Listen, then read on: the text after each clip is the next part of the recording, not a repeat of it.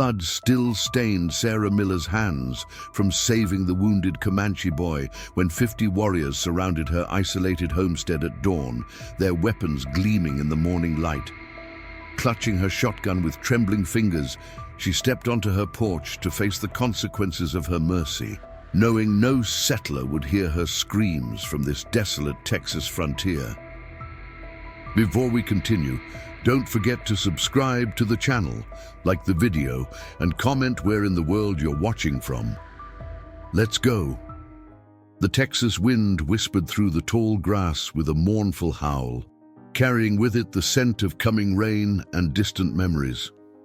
Sarah Miller stood on the weathered porch of her small farmhouse, her calloused hands gripping the wooden railing as she surveyed the land that had once held so much promise. The setting sun painted the sky in hues of amber and crimson, casting long shadows across the fields she had tended alone for the past 2 years. At 38, Sarah's face had grown lean and weathered, etched with lines that spoke of grief and determination. Her once vibrant auburn hair was now streaked with silver, pulled back tightly in a practical bun at the nape of her neck. The blue eyes that had once sparkled with joy now held a quiet vigilance, constantly scanning the horizon for threats both remembered and anticipated. She hadn't truly smiled since the day she buried James and little Thomas, her husband and 10-year-old son, victims of a brutal bandit attack that had shattered her world in the spring of 1874. While other widows might have sold their land and retreated to the safety of town, Sarah had remained, stubbornly working the modest farm that James had carved out of the harsh Texas frontier. It wasn't just land to her, it was the last connection to the family she had lost, each furrow and fence post infused with their memory. Last light, she murmured to herself, a habit born of too much solitude. You'd best check the animals before the storm hits. The sky had grown ominous, dark clouds gathering on the western horizon. Sarah grabbed the old lantern hanging by the door, lit it with practiced ease, and made her way toward the small barn where she kept her 2 milk cows, a handful of chickens, and Samson, the aging plow horse that had been James's pride. The first fat raindrops began to fall as she secured the barn door behind her. Lightning flashed, illuminating the interior in stark white light, followed almost immediately by a crack of thunder that made the timbers shudder. Samson nickered nervously, and Sarah moved to soothe him with a gentle touch to his muzzle. "Easy, old friend, just another Texas tempest. We've weathered worse." She was checking the roof for leaks when she heard it, a sound that didn't belong to the storm. A whimper, soft and pained, coming from the back corner of the barn. Sarah froze, her hand instinctively reaching for the revolver she kept tucked in her apron pocket. In these parts, with tensions between settlers and the Comanche running higher than ever, one couldn't be too careful. "Who's there?" she called, raising the lantern higher. "Show yourself." The only response was another whimper, weaker this time. Cautiously, Sarah moved toward the sound, the lantern casting dancing shadows across the straw-covered floor. What she found made her breath catch in her throat. Huddled against the wall, partially hidden behind a stack of hay bales, was a boy. Not just any boy. A Comanche child, his dark eyes wide with fear and pain. He couldn't have been more than 12 years old, with long black hair framing a face contorted in agony. His deerskin clothing was torn and soaked with blood from a wound in his shoulder. Sarah's grip tightened on her revolver. Every sermon she'd heard in the little white church in town, every warning whispered by neighbors, every headline in the Fort Worth newspaper flashed through her mind. The Comanche were feared throughout Texas. Raiders, horse thieves, killers who showed no mercy to settlers who encroached on their territory. But as the lightning flashed again, illuminating the boy's frightened face, Sarah saw something that made her hesitate, something in his eyes that reminded her painfully of Thomas in his final moments. Not savagery, but terror. Not threat, but vulnerability. The boy tried to push himself further into the corner as she approached, his breathing ragged. He clutched his wounded shoulder, blood seeping between his fingers. "Easy now," Sarah said softly, setting the lantern down and slowly lowering her weapon. "I won't hurt you." The boy's eyes darted between her face and the gun, his body trembling with either fear or fever, perhaps both. Sarah recognized the signs of a gunshot wound. Someone had shot this child and left him for dead. Against every instinct of self-preservation that had kept her alive these past years, Sarah made a decision. She tucked the revolver back into her pocket and knelt in the straw, keeping her movements slow and deliberate. "You're hurt," she said, pointing to his shoulder. "I can help." The boy didn't respond, likely not understanding her words, but he watched her intently as she slowly extended her open palm toward him. Not to touch, just to offer. For a long moment, the only sounds were the drumming of rain on the barn roof and the occasional rumble of thunder. Then, with the slightest nod, the Comanche boy reached out and placed his small, blood-stained hand in hers.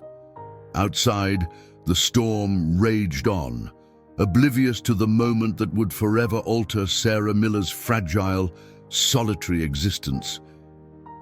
The journey from barn to house was arduous, with Sarah half carrying, half guiding the Comanche boy through the driving rain. He was lighter than she expected, his frame slight beneath the drenched buckskins. Each step seemed to pain him, his breath coming in short, sharp gasps whenever his wounded shoulder was jostled. "Not much farther now," Sarah murmured, though she knew he couldn't understand her words. It was the tone that mattered, gentle, reassuring, a voice she hadn't used since Thomas took ill with fever that final winter. By the time they reached the sanctuary of her kitchen, both were soaked to the skin. The boy shivered violently, his lips taking on a bluish tinge that alarmed Sarah. She eased him into a chair near the stove, where a fire still burned low, its warmth a welcome relief against the chill of the storm. For a moment, Sarah stood frozen in indecision. What madness had possessed her to bring a Comanche child into her home? The newspapers were filled with tales of their raids, of settlers found scalped and mutilated. Just last month, the Jensen family 10 miles east had lost their entire herd and nearly their lives to a Comanche raiding party. The boy's head lolled forward, breaking her reverie. There would be time for doubt later. Right now, he needed care or he wouldn't survive the night. "Stay put," she instructed with a gentle press on his good shoulder. She moved quickly then, gathering clean cloths, her small tin of medical supplies, a basin of water warmed on the stove, and a bottle of whiskey James had kept for medicinal purposes. The wound looked worse in the lamplight of her kitchen, a jagged hole where a bullet had torn through flesh and muscle. It hadn't exited, which meant the lead was still buried inside. Sarah had helped the local doctor once when a ranch hand took a bullet. She knew what needed to be done. "This will hurt," she warned, holding up the bottle of whiskey where he could see it. "But it will help." The boy's dark eyes tracked her movements with the wariness of a wounded animal. When she brought the whiskey-soaked cloth to his wound, he jerked away violently, nearly toppling from the chair. A stream of words burst from him, his language flowing and unfamiliar to her ears, but the meaning clear enough. Fear, pain, mistrust. Sarah stepped back, hands raised in a gesture of peace. "I know," she said softly. "I know it hurts. But that bullet needs to come out." She pointed to the wound, then made a pulling motion with her fingers. The boy's eyes widened in understanding and fear. For a moment, Sarah thought he might bolt despite his weakness. Instead, he straightened his back, lifted his chin in a gesture of pride that seemed too old for his young face, and gave a single, resolute nod. What followed was a grim ballet of pain and perseverance. Sarah worked as quickly as she dared, extracting the bullet with a pair of sewing tweezers, cleaning the wound with whiskey, and binding it with strips of clean linen. Throughout it all, the boy made no sound beyond the occasional sharp intake of breath.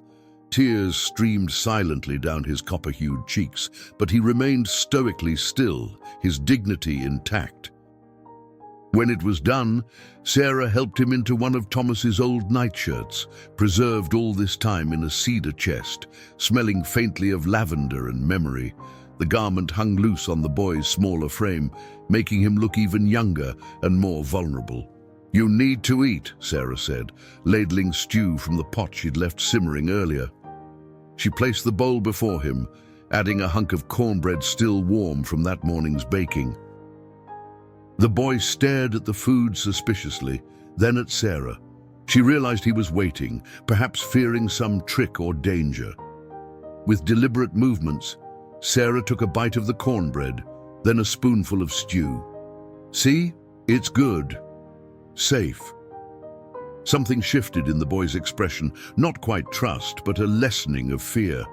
He reached for the spoon with his good hand and began to eat, slowly at first, then with increasing hunger. Sarah refilled his bowl twice before he finally pushed it away, eyelids drooping with exhaustion. She made him a pallet near the fire, using quilts and blankets she hadn't touched since they'd been packed away with her grief. As she tucked the blanket around him, the boy caught her wrist with surprising strength. His eyes met hers, and he placed his other hand over his heart, then gestured toward her. A thank you, Sarah realized. Universal in any language. She nodded in acknowledgement, and the boy released her, his eyes sliding shut almost immediately as exhaustion claimed him. Sarah remained kneeling beside him, studying his face in repose. The fierce pride was softened in sleep, revealing just a child, someone's son as Thomas had been hers. "Who are you?" she whispered. "And what will come looking for you when the sun rises?" Outside, the storm was beginning to abate, the thunder growing more distant. Sarah moved to the window, pulling back the curtain to peer into the darkness. The rain had slowed to a gentle patter, and breaks in the clouds revealed stars shining coldly in the Texas sky. By morning, the storm would be gone, leaving behind a washed and waiting world. And with the dawn would come decisions and consequences Sarah couldn't yet fathom. She glanced back at the sleeping child. This stranger from a feared people who now lay vulnerable under her roof and protection. Something stirred in her chest, an emotion long dormant, not quite hope, but perhaps its quiet precursor. Whatever tomorrow brought, she had made her choice when she took his hand in the barn. There would be no turning back now. Dawn broke with the soft persistence of a whispered promise, pale light filtering through the east-facing windows of Sarah's kitchen. She had slept little, dozing fitfully in the rocking chair near the stove, one hand never far from her revolver. Every creak of the house settling, every shift in the boy's breathing had roused her to alertness, old fears mingling with new uncertainties. But the night had passed without incident, and now morning spread its golden fingers across her worn floorboards. Sarah rose stiffly, stretching the knots from her back as she moved to check on her unexpected guest. The Comanche boy was already awake, his dark eyes tracking her movements with cautious attention. The fever that had flushed his skin the night before seemed to have receded, leaving him pale but more alert. He made an attempt to sit up, wincing as the movement pulled at his injured shoulder. "Easy there," Sarah said, moving quickly to help him. "That wound needs time to heal." As she adjusted the quilts around him, their eyes met. Something had changed in the night. The raw fear in his gaze had diminished, replaced by wary curiosity. Sarah found herself smiling, a small, tentative gesture that felt strange on her face after so long. "You're looking better," she said. "Hungry?" She patted her stomach and pointed to her mouth. The boy nodded, the barest hint of eagerness crossing his features. Sarah busied herself preparing breakfast. Cornmeal mush sweetened with the last of her molasses, a precious egg from her hens fried in bacon fat, and a cup of chicory coffee she diluted with milk for the child. The familiar routine of cooking centered her, pushing back the whispers of doubt that had plagued her through the night. What would the neighbors think if they knew she was harboring a Comanche under her roof? What would Pastor Elliot say after all his sermons about the godlessness of the red devils who threatened good Christian settlers? What would James have done? That last thought gave her pause as she cracked the egg into the hot skillet. James had been a gentleman, a former school teacher who dreamed of raising their son in the freedom of the frontier. He'd treated everyone with kindness, even trading fairly with the occasional peaceful Indian who passed through before the tensions escalated. Perhaps he would have understood. The boy accepted the plate with solemn dignity, waiting until Sarah began eating before he tentatively tasted the strange food. His face brightened with surprise at the sweetness of the molasses, and he quickly emptied his plate. Afterward, Sarah checked his wound, relieved to find no signs of infection. As she applied a fresh bandage, she decided it was time to break the barrier of names. Pointing to herself, she said clearly, "Sarah, I am Sarah." The boy watched her intently, then nodded in understanding. He touched his own chest with his good hand. "Mataabe," he said, the word flowing musically from his lips. "Taabe," Sarah repeated, testing the unfamiliar sounds. "It's good to meet you, Taabe." The boy, Taabe, smiled then, a quick flash of white teeth that transformed his solemn face, making him look suddenly, heartbreakingly young. In that moment, Sarah felt something crack inside her, a small fissure in the wall she'd built around her heart since burying her family. Their rudimentary communication continued throughout the morning. Sarah pointed to objects and named them in English. Taabe responded with the Comanche word.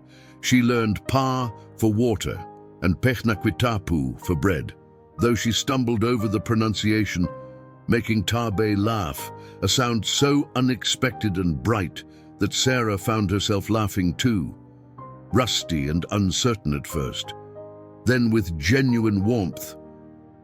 It was as she was teaching him the English words for the farm animals that Taabe suddenly stiffened, his head turning sharply toward the window. Sarah followed his gaze, but saw nothing unusual in the sun-dappled yard. "What is it?" she asked, instinctively lowering her voice. Taabe was on his feet now, moving with surprising steadiness to the window. He pressed his hand against the glass, his expression intense as he scanned the horizon. Then he turned to Sarah, gesturing urgently. "Numu," he said, then struggled to find a way to make her understand. He held up his fingers, spreading them wide, then again and again, counting. "People," Sarah guessed. "Many people." Taabe nodded vigorously, then pointed to himself, then outward. His people. Coming. Sarah felt a cold weight settle in her stomach. When? How many?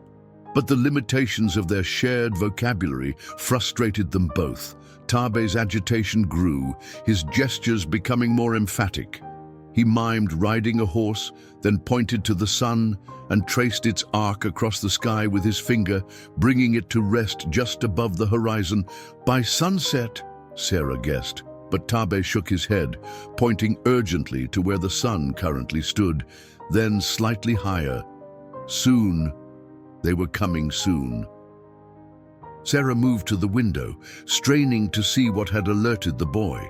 The rolling land surrounding her farm looked peaceful in the morning light. The newly plowed field to the south, the creek winding its way through a stand of cottonwoods to the west, the dirt road that eventually led to town stretching away to the north. Nothing seemed amiss. And yet, There was something.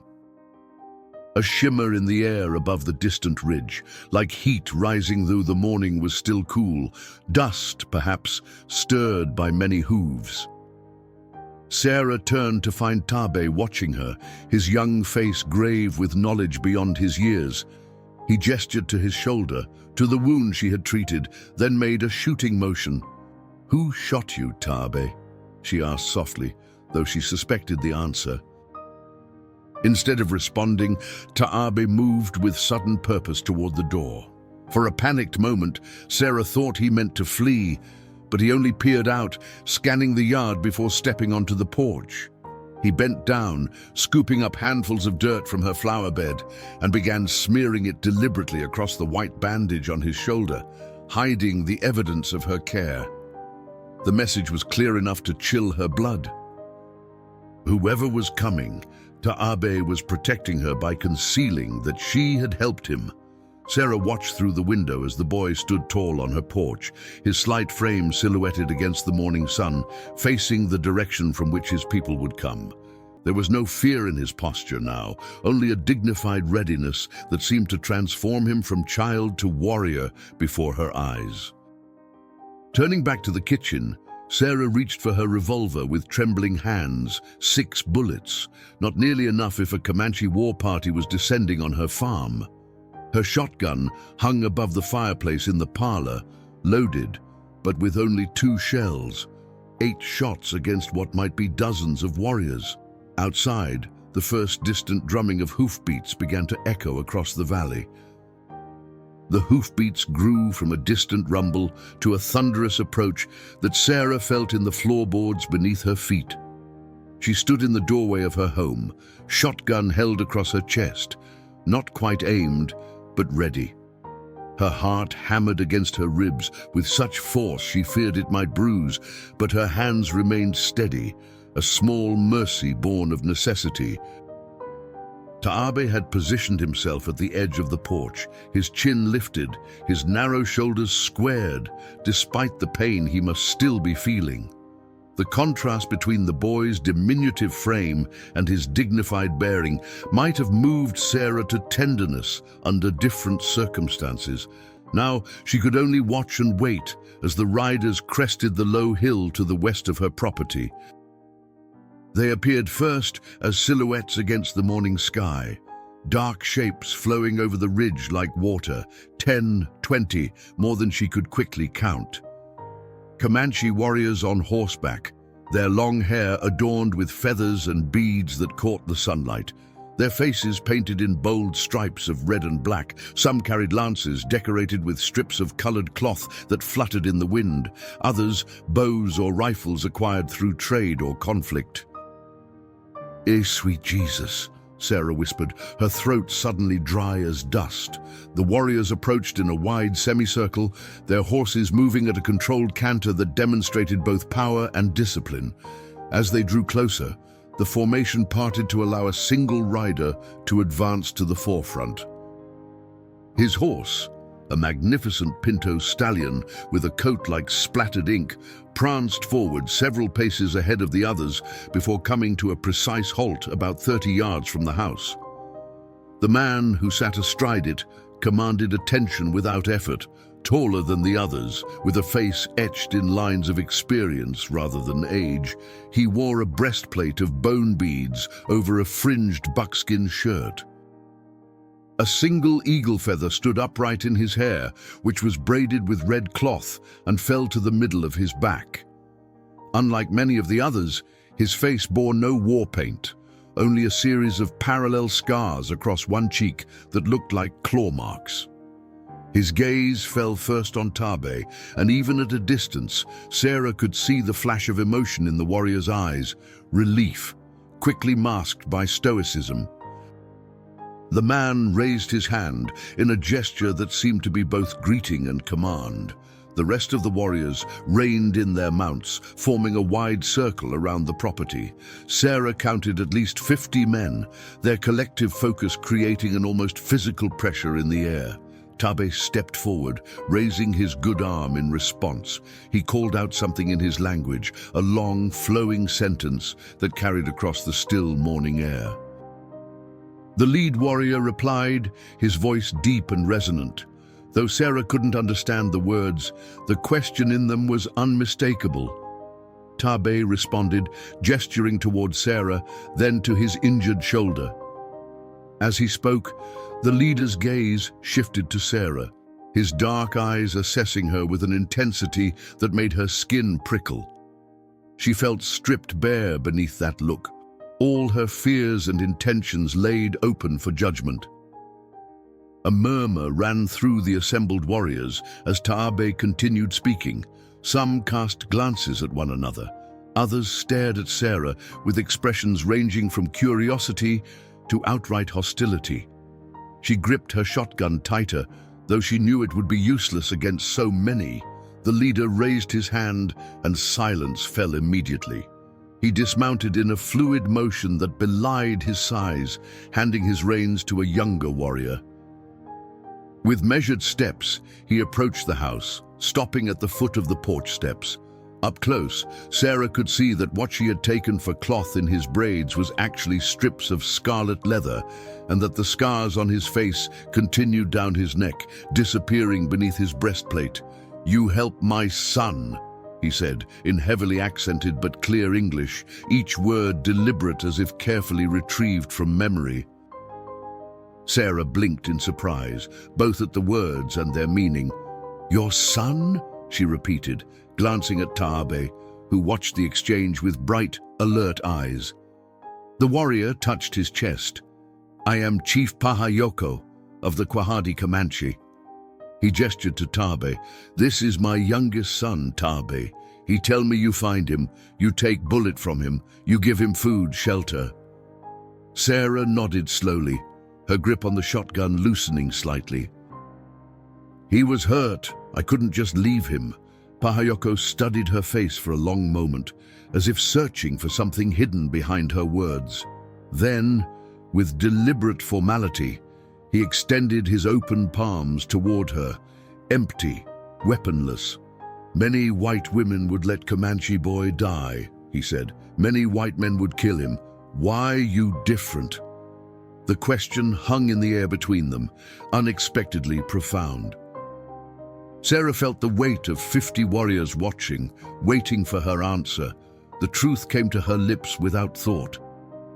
"I buried my son 2 years ago," she said, her voice steady despite the pain the words still brought. "He was 10. When I found your boy, I saw something in his eyes that reminded me of my Thomas." Pahayoko nodded slowly, as if her answer confirmed something he had already suspected. "You have mother's heart. Even for enemy's child." "He's not my enemy," Sarah said, surprising herself with the certainty in her voice. "He's just a boy who was hurt and afraid." Something shifted in Pahayoko's expression, a softening around the eyes, a slight easing of the hard line of his mouth. He turned to Taabe and spoke rapidly in their language. The boy responded eagerly, words tumbling out as he pointed to his shoulder, then to Sarah. When Taabe finished speaking, Pahayoko turned back to Sarah. The change in him was subtle but unmistakable. The wary evaluation had been replaced by something more complex, respect, perhaps, or a recognition of shared humanity that transcended the divisions between their peoples. "My son says you have medicine hands and a singing voice," he translated. He says you teach him words and laugh with him."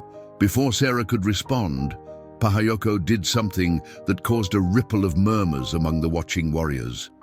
He ascended the steps of her porch and, as with formal dignity, placed his right fist over his heart, then extended his open palm toward her. "The people do not forget a debt," he said. "You saved Taabe. Now we talk." The kitchen of Sarah's modest home had never held such a gathering. Chief Pahayoko sat at her pine table, his impressive height making the chair seem too small beneath him. Taabe sat beside his father, visibly proud despite his injury. 2 elder warriors had been invited inside as well, one with grey streaks in his long braids, who Pahayoko introduced as Mopechukape, his brother and trusted advisor. and a weathered man called Tasiwu, whom Sarah understood to be some kind of medicine man or healer. Sarah poured coffee into her mismatched cups, the fine china she'd brought from Virginia, now reduced to just 3 intact pieces after years of frontier life. The rest were tin mugs James had traded for with passing merchants. The incongruity of serving Comanche warriors coffee in her mother's porcelain struck Sarah as so absurd that she nearly laughed out loud, a bubble of hysteria she swallowed back with effort. Outside, the rest of the warriors maintained their vigilant circle around the property, some dismounted and resting, others still on horseback. The atmosphere had shifted from immediate threat to watchful waiting, but Sarah remained acutely aware that her fate hung in a delicate balance. "How Tabe come to be shot?" Pahayoko asked, after taking a cautious sip of the hot, bitter coffee. Sarah looked to the boy, but he lowered his eyes, perhaps ashamed or reluctant to speak of his failure in front of his father. The medicine man, Tasiwu, said something in Comanche, his voice like dry leaves rustling. Pahayoko nodded and turned back to Sarah. "My son was hunting with older boys," he explained. "They separate. Tabe find himself near white man's ranch. The rancher, he see Comanche boy and shoot without words. Tabe run, hide in storm, find your barn." Sarah's stomach clenched at the casual cruelty of it. A child shot on sight with no provocation beyond the color of his skin and the style of his clothing. "Do you know which rancher?" she asked, her voice tight. "Tasiwu track, fine place where blood first spill. It is ranch with white fence, big house with red roof. Men there have many cattle, many horses." "The Henderson place," Sarah said, the knot in her stomach hardening. Walter Henderson was known throughout the county for his hatred of Indians and his boasts about how many he'd killed. His ranch lay about 5 miles east of Sarah's farm. Tabe had traveled a long way wounded and in a storm. "This man, Henderson," Pahayoko said, watching her face carefully, "he friend to you?" "No," Sarah replied firmly. "He's no friend of mine. He's a cruel man who treats his workers badly and thinks himself better than everyone else because he has money." Something like approval flickered in Pahayoko's eyes. "You speak true words, I think." The medicine man, Tasiwu, leaned forward then, gesturing toward Tabe. He spoke at length, his hands moving expressively. When he finished, Pahayoko translated, "Tasiwu wish to see wound. He say you have skill with medicine, but he want make sure no bad spirits enter boy's body." Sarah nodded her understanding. "Duh, of course." While Tasiwu examined Tabe, unwrapping the bandages with practiced hands, Pahayoko continued speaking, his deep voice filling the kitchen with a story Sarah had never heard in town or read in any newspaper. "3 winters ago, my people make peace with white soldiers at Medicine Lodge. We promise stay in territory given to us. White men promise no more settlers come to our hunting grounds." His expression darkened. "But promises break like dry twigs. More settlers come, more soldiers. They kill buffalo we need for food, for homes, for life itself." He gestured broadly, encompassing the land beyond the walls. This place, all this land, was Numunu hunting ground for many generations. Now white men build fences, say, "This mine, not yours." How we live when hunting grounds gone. How we feed our children when buffalo killed for sport, for tongues, for hides, meat left to rot in sun. The question hung in the air, unanswerable. Sarah had never considered the settlers' expansion from this perspective. In town, people spoke of taming the wilderness and bringing civilization to untamed lands, as if the territory had been empty, waiting for them, rather than home to peoples with their own complex societies and claims. "But some of my warriors say fight," Pahayoko continued. Say kill settlers, burn farms, make white men afraid to come here. Others say no, too many white men with too many guns. Fight will end with death of all Comanche. He looked at her directly, his gaze unflinching. I try middle path, keep young warriors from raids when I can, talk with white leaders when they listen. But each season, harder to find food. Harder to keep peace. Tasiwu spoke up then, apparently satisfied with Sarah's treatment of the wound. He gestured toward her with what seemed like respect, then said something that made Pahayoko nod thoughtfully.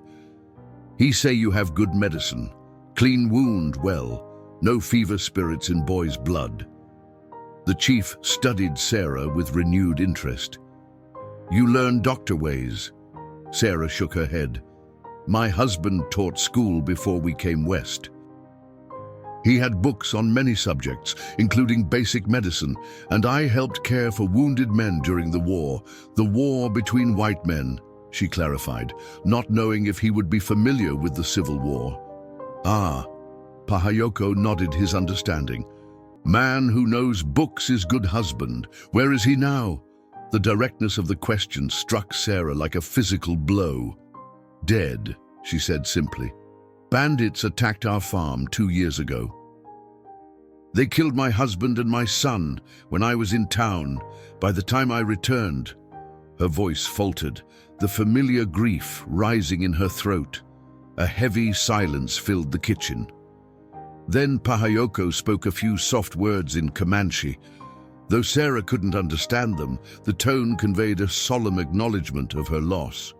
We also know grief of Empty Lodge, he said finally. Tabe's mother, my wife Wekea, died of white man's spotted sickness 3 winters past. Many of our people die when such sickness come. Sarah recognized he was referring to smallpox, which she knew had devastated native tribes across the frontier. Somehow, this shared experience of loss created a fragile bridge between them, a recognition that pain did not distinguish between races or allegiances.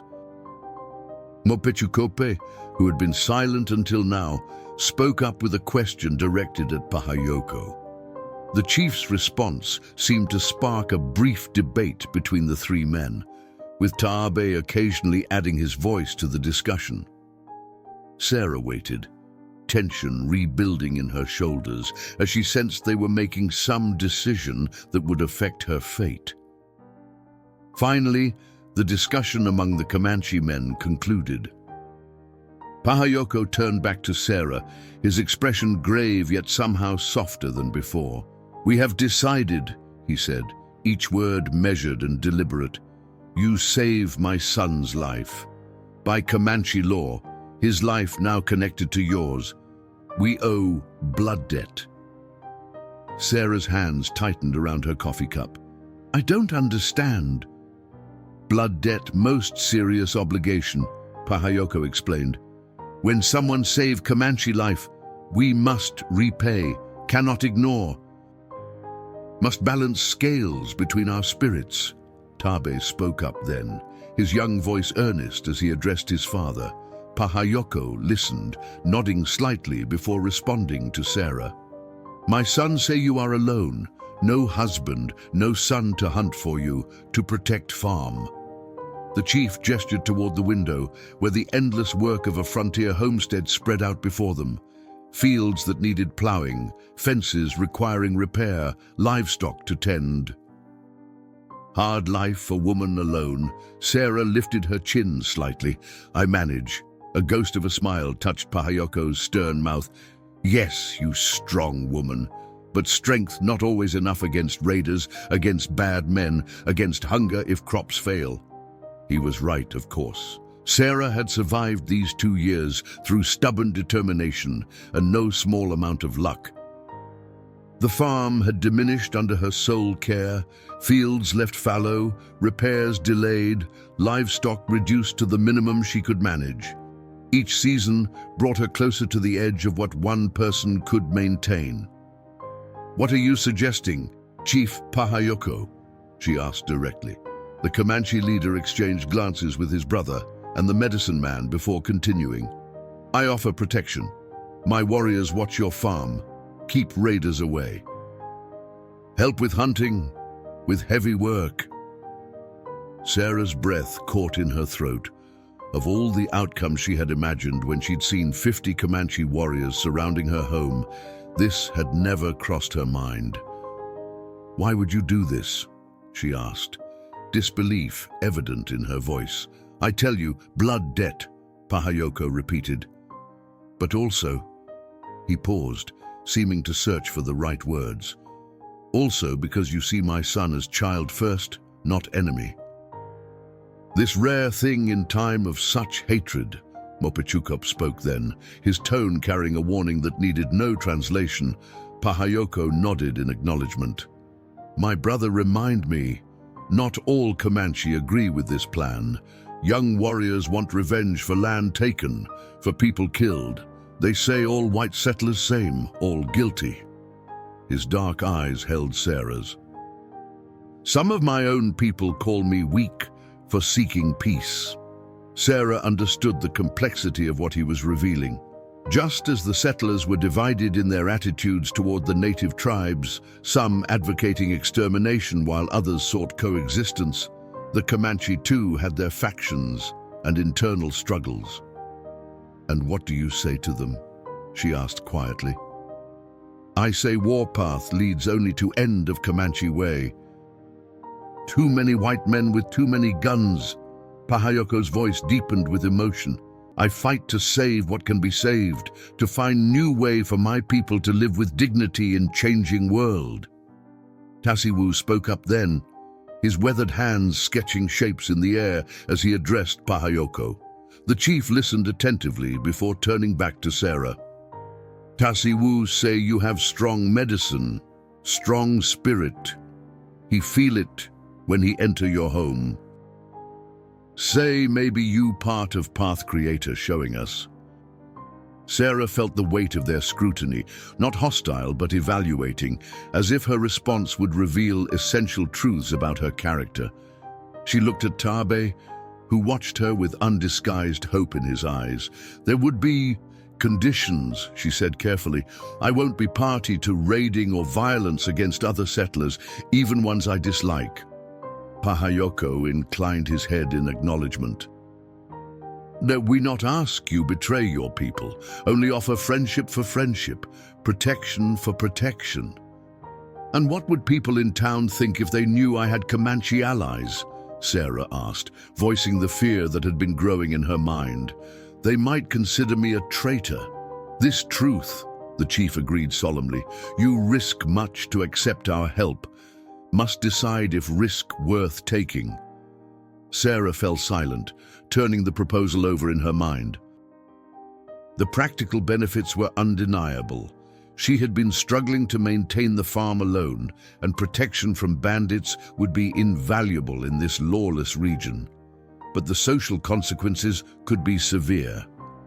If word spread that she was associating with Comanche, she might find herself ostracized, unable to trade in town, perhaps even targeted by settler militia groups. Yet there was something else tugging at her decision, something beyond practicality. In the day since finding Taabe, something had awakened in her that had been dormant since she buried James and Thomas. A sense of purpose, a connection to another human being, the faintest stirring of hope. She looked at the boy again, noting how the sunlight from the window caught the glossy black of his hair, how his slight frame belied the courage and dignity he had displayed. In another life, he might have been a friend to Thomas. In this life, he had somehow breached the walls of grief she had built around her heart. "If I agree," she said slowly, "how would this arrangement work? Would your people stay here?" "No," Pahayoko replied. "We camp in Hidden Valley, 3 ridges west, close enough to come if needed, far enough to not draw eyes of soldiers or rangers. My son Taabe would stay as bridge between us. He learn your ways, your words. He be eyes for me, hands for you, Taabe straightened at this, pride evident in his posture despite his injury. He clearly considered this a position of honor and responsibility. Sarah met Pahayoko's steady gaze.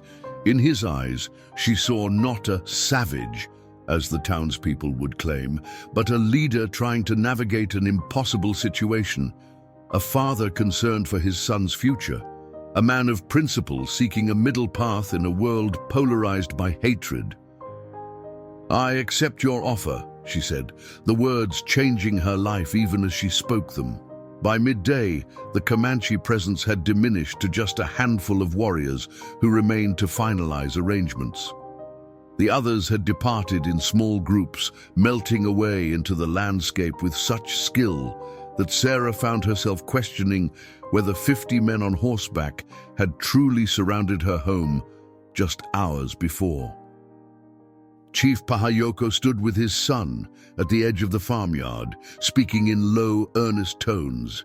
Though Sarah couldn't understand the words, the sentiment was clear. A father's instructions to his child weighted with both concern and expectation. Taabe listened with solemn attention, occasionally nodding or responding briefly. When Pahayoko placed his hand on the boy's uninjured shoulder, the gesture held such tenderness that Sarah had to look away, her throat tight with unexpected emotion. The medicine man, Tassi Wu, approached her where she stood by the water pump. From a pouch at his waist, he withdrew several small leather packets bound with sinew. With gestures and the few English words he knew, he explained their purpose: herbs for pain, for fever, for cleansing wounds. He demonstrated how to prepare them, mimicking the action of crushing leaves between stones and boiling them in water. "Thank you," Sarah said, accepting the gifts with genuine gratitude. "This is very kind." Tassiwu studied her face, his eyes dark and knowing in his weathered countenance. Then he reached out and, with surprising gentleness, placed his palm against her cheek for a brief moment. The gesture seemed both blessing and evaluation. Whatever he saw satisfied him, for he nodded once before turning away. Mopechukope, Pahayoko's brother, had been inspecting the perimeter of her property with the critical eye of a man accustomed to assessing defensive positions. He rejoined them, speaking rapidly to the chief while gesturing toward the creek that bordered her western field and the ridge beyond. "My brother say position good," Pahayoko translated. "Creek give water, trees give cover. But fence need work. Too easy for bad men to approach from south." Sarah nodded, recognizing the truth in his assessment. The south fence had been damaged in a storm last fall, and she hadn't had the strength or materials to repair it properly.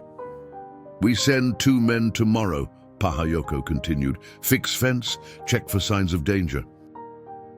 They not stay, not be seen if possible." The arrangements continued in this practical vein: when and how messages would be exchanged, where to leave signs if help was needed, which warriors would be assigned to patrol near her property. Sarah listened with growing appreciation for the thoroughness of their planning.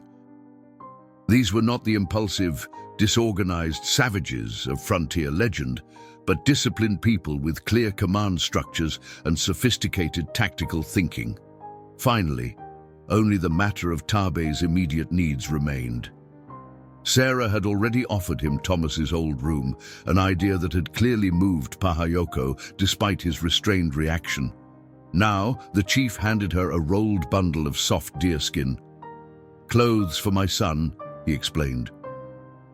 "Then this," he presented a beautifully crafted knife in a beaded sheath. "For work, for protection. He know how to use without danger to himself." Sarah accepted the knife with appropriate solemnity, understanding it was as much a symbol of trust as a practical tool. "I'll make sure he has it when needed." Pahayoko nodded, then reached into a pouch at his belt and withdrew a small object wrapped in rabbit fur.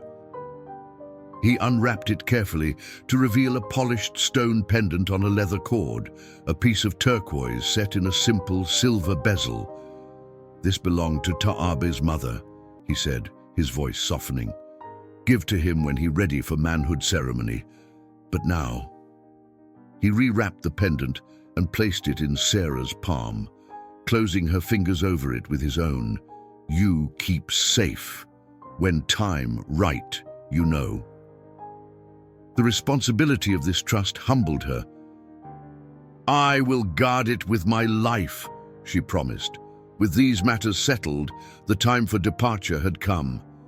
The remaining warriors mounted their horses, watching silently as Pahayoko said his final words to his son. The chief embraced Tabe briefly but fiercely, then spoke to him once more, his voice carrying a formal cadence that suggested ritual or tradition. Tabe responded in kind, standing as tall as his slight frame would allow. Then Pahayoko turned to Sarah. 3 days from now, look for sign at Split Rock by Creek, 2 sticks crossed if all well, 3 if danger near. He held her gaze steadily. You brave woman, Sarah Miller, my son in good hands, I think. With that, he mounted his pinto stallion in one fluid motion. The small band of warriors followed him as he rode away, their forms gradually diminishing until they vanished among the distant trees, leaving Sarah and Taabe standing alone in the quiet farmyard. An awkward silence fell between them, both suddenly aware of the enormity of the change that had occurred. Sarah glanced at the boy, noting the mixture of emotions playing across his young face, pride at being chosen for this important role, apprehension at being separated from his people, uncertainty about his place in this new arrangement. Well, she said finally, striving for a normalcy she didn't quite feel, we should see to your shoulder, and then perhaps you can help me gather eggs for supper. Taab nodded, visibly relieved to have a task to focus on. I help, good helper. Inside the house, as Sarah redressed his wound with the medicine Tassiwu had provided, she found herself studying Taabe more carefully. In the clear light of midday, she could see details she had missed in the chaos of the previous night. The small scar above his right eyebrow, the slight unevenness of his front teeth, the way his hair grew in a distinctive whorl at the crown of his head. Not just a Comanche boy, but an individual, a person with his own history and quirks and temperament. Does it hurt much? She asked, gesturing to the wound. Taabe shook his head, his expression stoic. Little hurt, not bad. You're very brave, Sarah said, securing the fresh bandage. Braver than many grown men I know. The compliment brought a flash of pleasure to his face, quickly hidden beneath studied dignity. Comanche warrior not cry for small hurt. Of course not, she agreed, hiding her smile. Boy or warrior, child or man, he seemed to exist in that liminal space between youth and adulthood, a transition complicated by the responsibilities thrust upon him. Later, as they collected eggs from the henhouse, Sarah began the process of teaching him the names of things around the farm. Taabe proved a quick study, repeating each word with careful attention to pronunciation. "A chicken," he said, pointing to a speckled hen that watched them suspiciously. "That's right," Sarah confirmed. "And what does a chicken say?" Taabe looked puzzled for a moment, then understanding dawned. With a grin that transformed his solemn face, he offered a remarkably accurate imitation of a chicken's cluck. Sarah laughed, the sound surprising her with its ease. "Perfect," she said. "And do you speak chicken better than English?" Her joke seemed to please him, and his posture relaxed slightly. In return, he taught her the Comanche word for chicken, kurda, which she mangled so thoroughly on her first attempt that he dissolved into boyish giggles. They continued in this manner throughout the afternoon, Sarah showing Taabe the daily routine of the farm, teaching him English words, while he offered Comanche terms and showed surprising knowledge of practical matters. He knew how to check Samson's hooves for stones, how to approach the milk cows without startling them, how to tell when the soil was ready for planting. As the sun began to set, casting long shadows across the newly ploughed field, Sarah found herself watching Taabe as he carefully scattered corn for the chickens. The scene was so ordinary, so domestic, that for a moment it seemed as though he had always been there, as if the day's extraordinary events had been merely a dream. Yet as she turned to look at the western horizon, where somewhere beyond the visible landscape, Pahayoko and his warriors had vanished, the reality of her situation struck her with fresh force. She had allied herself with people whom her neighbors considered deadly enemies. She had welcomed into her home the son of a Comanche chief. She had stepped outside the careful boundaries that separated settler from native, choosing a path that could lead to ostracism or worse. Had grief and loneliness clouded her judgment, or had they perhaps cleared it, stripping away the prejudices and fears that might otherwise have prevented her from seeing Taabe as simply a child in need? The questions had no easy answers. Sarah only knew that when she looked at the boy now spreading fresh straw in the henhouse, she felt something that had been absent from her life for too long, a sense of purpose beyond mere survival, a connection to another human being who needed her. 5 days after the Comanche warriors rode away, Sarah faced the first real challenge of their unusual arrangement. The flour barrel stood nearly empty. The coffee was down to the last few beans, and the sugar had run out entirely. She needed supplies, which meant a trip to Willow Creek, the small settlement 10 miles north where she conducted her infrequent business. She broached the subject while she and Taabe were mending harness leather at the kitchen table, a task his nimble fingers had proven surprisingly adept at. "And I need to go to town tomorrow," she said, keeping her tone casual. "For flour and other things we need." Taabe's hands stilled. He looked up, his dark eyes instantly alert. "Town not safe for me." "No," Sarah agreed. "It wouldn't be safe for you to come. You'll need to stay here." The boy frowned, clearly troubled by this plan. "Men in town, they know about me." It was a perceptive question. Sarah considered how to answer truthfully without causing undue fear. "No one knows you're here," she assured him, "but there are people in town who wouldn't understand." She gestured between them. Our friendship." Taabe nodded slowly, absorbing her words. "Henderson man there." Sarah tensed at the mention of the rancher who had shot Taabe. "Sometimes, yes. He comes to town to trade or drink at the saloon." A shadow crossed the boy's face, but he mastered it quickly. "You be careful. Some white men have snake hearts." The phrase, so apt in its childlike simplicity, struck Sarah with its truth. She'd seen enough of men like Henderson to know the poison that ran in their veins. "I'm always careful in town," she said. "I'll go early, get what we need, and return before nightfall." She hesitated, then added, "While I'm gone, you should stay inside, or at least near the house." Taabe shook his head firmly. "No, I hide. Better that way." Again, his wisdom surprised her. If anyone happened to visit the farm in her absence, unlikely but possible, finding a Comanche boy alone would lead to disaster. "Where will you hide?" she asked. "I show you." After finishing their work, Taabe led Sarah to the creek that bordered her western field. Following its winding course, they came to a place where the bank rose steeply, creating a small overhang reinforced by the exposed roots of an ancient cottonwood.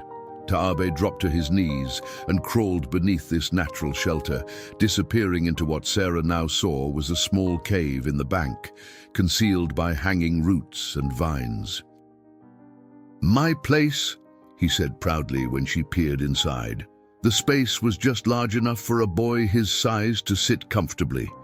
Already he had furnished it with a folded blanket and a small pouch that Sarah recognized as one Pahayoko had left for him. "Very clever," she said, genuinely impressed.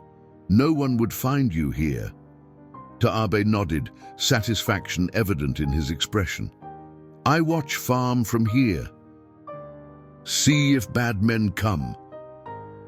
His confidence eased Sarah's concerns somewhat, but as she prepared for her journey the next morning, a persistent worry gnawed at her. What if something happened to her in town? What if she didn't return? What would become of Tabi? These thoughts troubled her as she hitched Samson to the wagon before dawn. Tabe stood in the doorway of the house, his slight figure silhouetted against the warm light from within.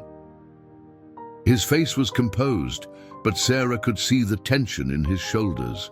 I return by sun there, she said, pointing to the western sky where the sun would be in late afternoon. You stay hidden, stay safe. Taabe nodded solemnly.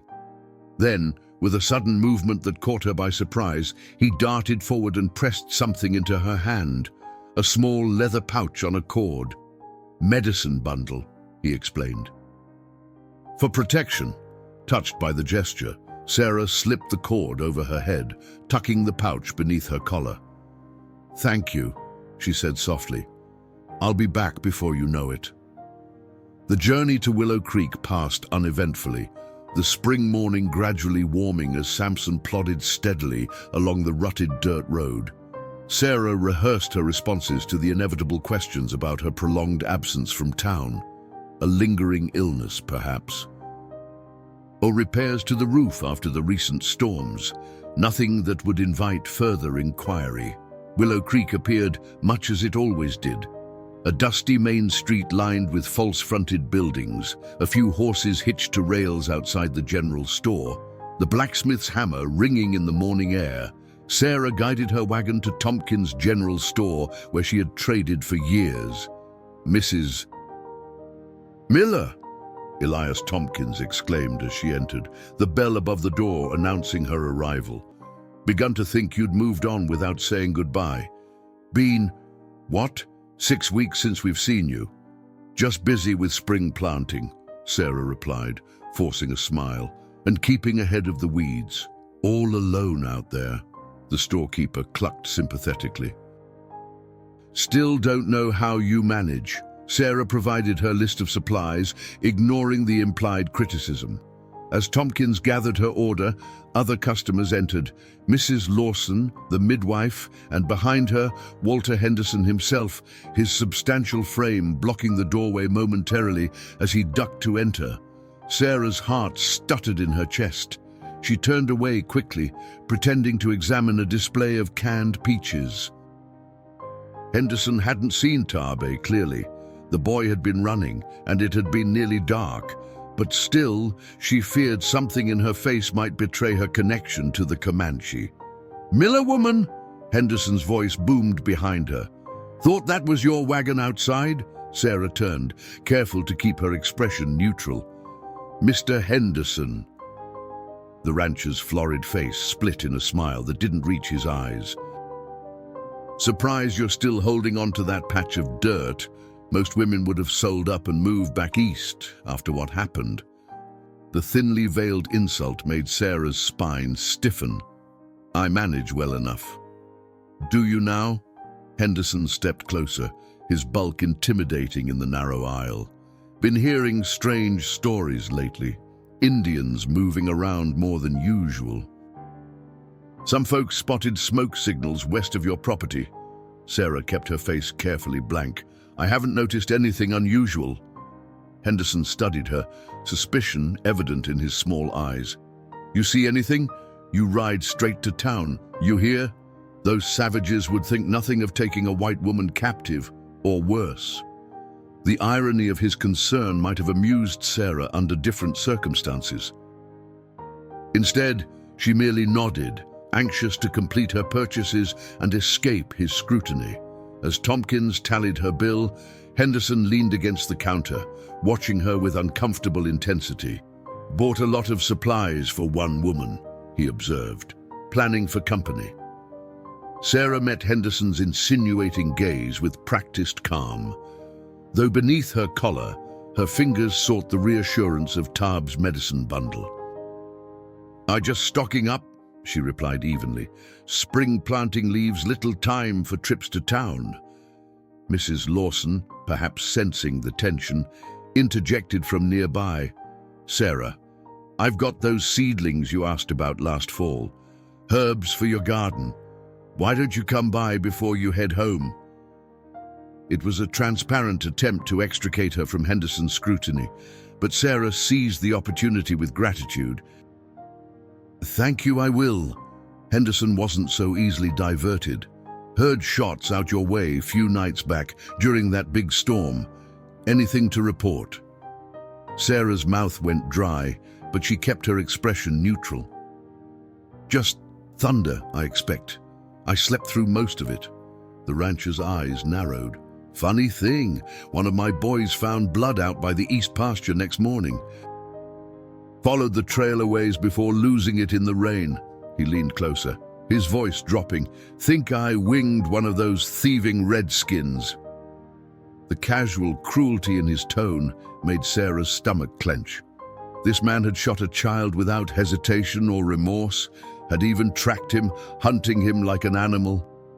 How fortunate no one was seriously hurt, she managed, her voice tight. "Next time I won't just wing him," Henderson declared, loud enough for everyone in the store to hear. "Only good Indian is a dead Indian. That's what my pa always said." Several customers murmured agreement. Sarah noticed Tompkins nodding as he wrapped her purchases in brown paper. Only Mrs. Lawson looked troubled, her kind face creased with concern as she caught Sarah's eye. "If you'll excuse me," Sarah said, paying her bill with hands she fought to keep steady. "I should see about those seedlings before heading back." She escaped into the spring sunshine, breathing deeply to calm her racing heart after collecting the herb seedlings from Mrs. Lawson. Along with a warning to be careful riding home alone, Sarah loaded her supplies and turned Samson toward home, eager to put distance between herself and the town's suffocating prejudice. The journey back seemed interminable. Every rustle in the brush along the road made her start, imagining Henderson or some other settler following to investigate her farm. By the time her property came into view, the sun was lowering toward the western hills, and Sarah's nerves were stretched to breaking. No smoke rose from the chimney, no movement disturbed the peaceful scene. Taabe had remained hidden, as promised. After unhitching Samson and unloading the supplies, Sarah walked to the creek. "Taab," she called softly, "it's safe now. I'm home." For a moment, nothing happened. Then a slight movement in the vines revealed the boy, emerging cautiously from his hiding place. His face broke into a rare, unguarded smile when he saw her. "Sarah, return," he said, relief evident in his voice. "No troubles?" She hesitated, unwilling to burden him with Henderson's boasting. "No real troubles, but we should be extra careful. Henderson was in town. He mentioned tracking something to the east pasture of his ranch during the storm." Taabe's expression darkened. "He bad man. Snake heart." "Yes," Sarah agreed, remembering Henderson's callous words. "He is." Together they walked back to the house, Taab helping carry the herb seedlings Mrs. Lawson had provided. As they worked to plant them in Sarah's kitchen garden, the boy asked careful questions about her trip, his English improving daily. "Well, people in town, they ask about me." "No," Sarah assured him. "They don't know about you, but—" She paused, weighing her words. "Many of them have wrong ideas about your people. They're afraid of what they don't understand." Taab nodded solemnly, his young face wise beyond his years. "Same with my people. Young warriors say all white people bad, want to kill, take hair." He looked up at her earnestly. "But not true." "Some good, like you." His simple statement touched something deep in Sarah's heart. "And some Comanche are good, like you," she replied softly. The moment was interrupted by the distant but distinctive crack of a rifle. Both froze, eyes darting to the horizon. "Hunters," Sarah whispered. Tabe shook his head, already moving toward the house. "Wrong sound, wrong place for hunting." Sarah followed quickly, her mind racing. "Get inside. Hide in the root cellar until we know who it is." But Tabe had other ideas.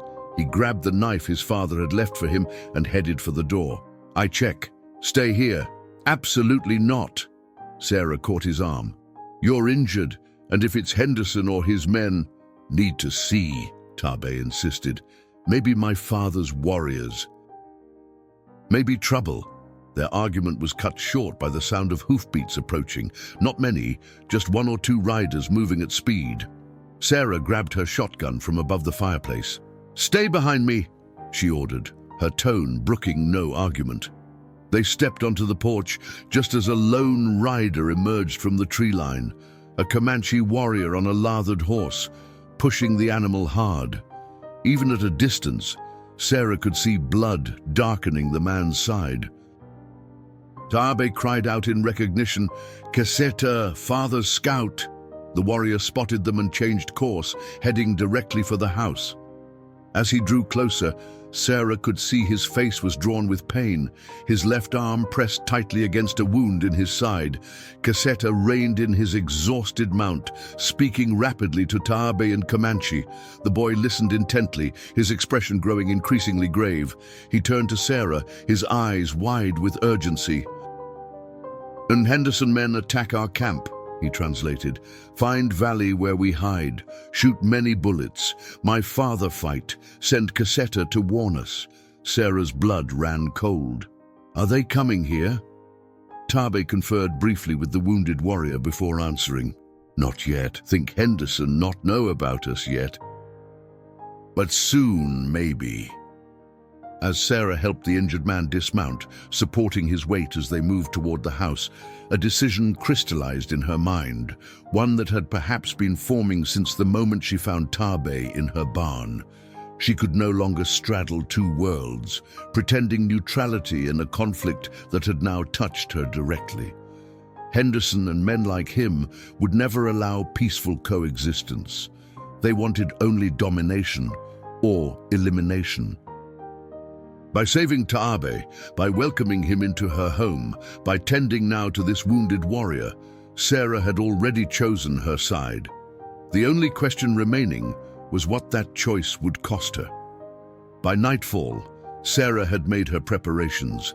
After tending to Caseta's wound, a bullet graze that looked worse than it was, she had listened to Tabe translate the full story. Henderson had gathered a dozen men, tracking the Comanche to their hidden camp using the skills of a half-Cherokee scout. They'd attacked at dawn, killing 2 warriors and wounding several others before Pahayoko's people could mount an effective defense. "Your father?" Sarah had asked, watching Tabe's face carefully. "Alive," the boy answered, relief evident in his voice. "Fighting. But needs safe place for women, children, wounded." Sarah's decision came without hesitation. "They can come here."